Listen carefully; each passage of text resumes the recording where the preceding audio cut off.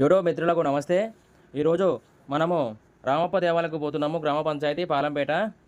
ఇది ములుగు జిల్లాలో ఉంటుంది, తెలంగాణ.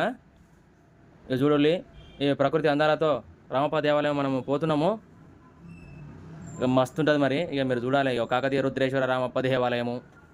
ఉమ్, ఇది లోపలి భాగంలో వాళ్ళు నిర్మించిన, కాకతీయులు నిర్మించిన దాని గురించి మొత్తం రాసి ఉంటుంది. ఇలా మొత్తం మీరు చదవచ్చు, మంచిగా ఉంటుంది. హిందీలా, ఇంగ్లీష్లా, తెలుగులా.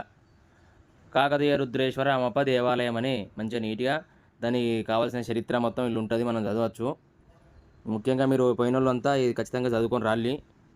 ఎందుకంటే వాళ్ళకో వీళ్ళకో చెప్పడానికి ఉంటుంది కదా, ఒక అట్లా జరిగింది, ఒక ఇట్లా జరిగిందని. కాబట్టి పోలీ ఇగో ఇదంతా ఇక ప్రకృతి వనంలాగానే ఉంటుంది. వచ్చిన భక్తులందరికీ మంచిగా సేద తీయడానికి ఉంటుంది. రామప్ప ముందు మంచిగా మస్తు చెట్లు పెట్టిళ్ళు.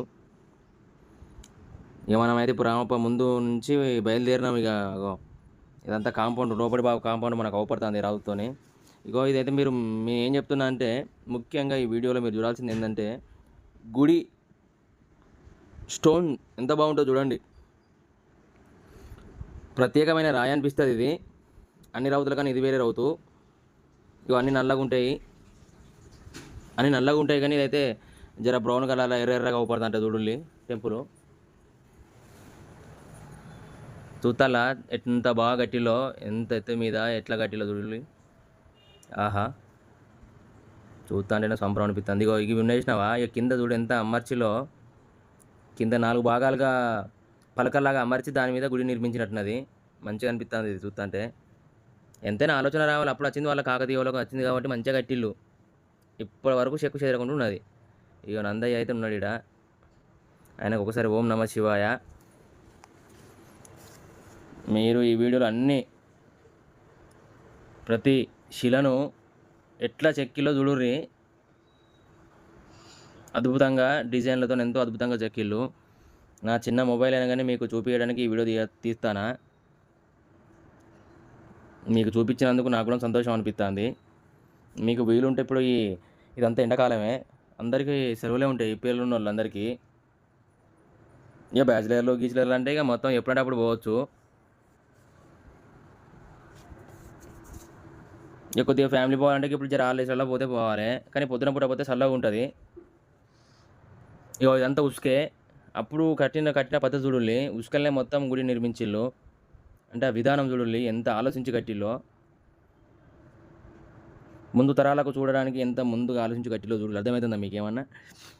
చూడుల్లి, ఇప్పుడు మనం ఇంత సిమెంట్ వేసి అది వేసి కడతాను, కానీ అప్పుడు రాయితోనే చూడలే ఇంత కింద ఉసుక పోసి పెద్ద పలకలాగా ఒకటి కింద పెట్టి దాని మీద 4 పలకలు పెట్టి దాని మీద ఒక రాయి మీద ఒక రాయి పెట్టుకుంటా ఎంత అద్భుతంగా శిలను చెక్కుకుంటా గొప్పగా కట్టిల్లు ఈ దేవాలయాలను.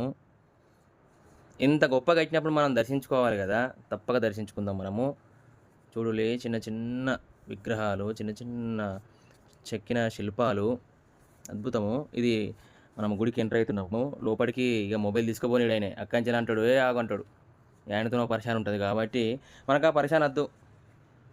మనం కావాల్సిన వీడియోను చూసుకుందాము. ఇక నందీశ్వరుడు, మనము ఆయన గుడి ఎదురుగానే ఉంటాడు. మా శివయ్య పిలిస్తే ఇక పోదామన్నట్టే చూస్తా అంటాడు. నందీశ్వర దగ్గరికి వచ్చినాం. ఓం నమ శివాయ, హర హర మహాదేవ, శంభో శంకర. ఆయన చూడలే, ఎప్పుడు శివయ్య వెళ్తాడా, ఎప్పుడు పోతాడా అన్నట్టున్నాడు. అద్భుతంగా ఉన్నది. ఎంత పెద్ద పెద్ద రౌతులు నుంచి నీటి నిలబెట్టి చెక్కినట్టు చెక్కి. ఆహా, చూడాలి ఆ విగ్రహాలు, ఆ దేవాలయము ప్రతి మూలలు ఎంతో ఇప్పటికి మనమనే చెక్కినట్టే అనిపిస్తుంది నాకైతే. మరి ఇది ఏందో కానీ మస్తు గట్టిలు. ఇక నంది దగ్గర అట్లా నిలబడడం, కూర్చున్నాం కొద్దిసేపు, మంచిగా అనిపించిందని. ఆ తర్వాత ఇక ఇటు పక్కకు వచ్చినాము. ఇక శిల్పాలను చూద్దామని వచ్చినాము. చూడు, చిన్న చిన్న శిల్పాలు, ఏనుగులు, దాని మీద మనుషులు చెక్కిన బొమ్మలు. ఎటు చూసినా రామప్ప పోతే మీకు ఆ గోడల మీద, ఆ రౌతుల మీద మొత్తం శిల్పాలు అవపడతా ఉంటాయి, చిన్న చిన్న శిల్పాలు. అసలు ఎంత అద్భుతంగా చెక్కిళ్ళండి అవి. అసలు మనకే విచిత్రం అనిపిస్తుంది అప్పుడప్పుడు. మరి గవి కోసమే పోతుంది. మరి ఎంత చూడాలి కదా, ఇవన్నీ చూడాలి. మరి అప్పుడు ఆ శిల్పకారి ఎంత అద్భుతంగా చెక్కిందో చూడాలి కదా. మనం ఆనందించాలనే కదా చెక్కింది. చూడు, అబ్బబ్బబ్బా, అద్భుతమే. ఇదంతా అద్భుతమే, పురాతనమైన ఈ విగ్రహాలు చూడాలి. ఆరు బయట మామిడికాయ చెట్టు, గుడి యువతల చెట్టు నిండా కాయలే ఉన్నాయి, మస్తున్నాయి.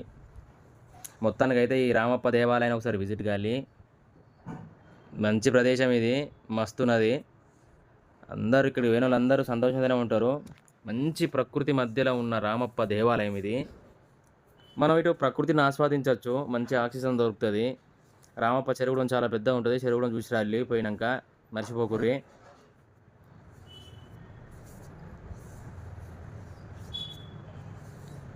రామప్ప దేవాలయము ఒక రకమైన కలరైన రాయితో నిర్మించిన రామప్ప దేవాలయము, కాకతీయులు నిర్మించిన దేవాలయము. ఇప్పటికీ చెక్కు చెదరకుండా ఎంతో అద్భుతంగా ఉన్నది. తప్పక విజిట్ కండి. మీకు ఈ వీడియో నచ్చినట్లయితే మీ ప్రేమతో ఒక లైక్ కొట్టండి. సబ్స్క్రైబ్ చేసుకొని వారు ఉంటే సబ్స్క్రైబ్ చేసుకోండి. మళ్ళీ ఒక మంచి వీడియోతో మేము ముందుంటాము. మీరు ఎప్పుడు ఆదరించే, ప్రేమించే మీ స్రవంతి క్రాంతి. అందరికీ మళ్ళొక్కసారి నమస్తే.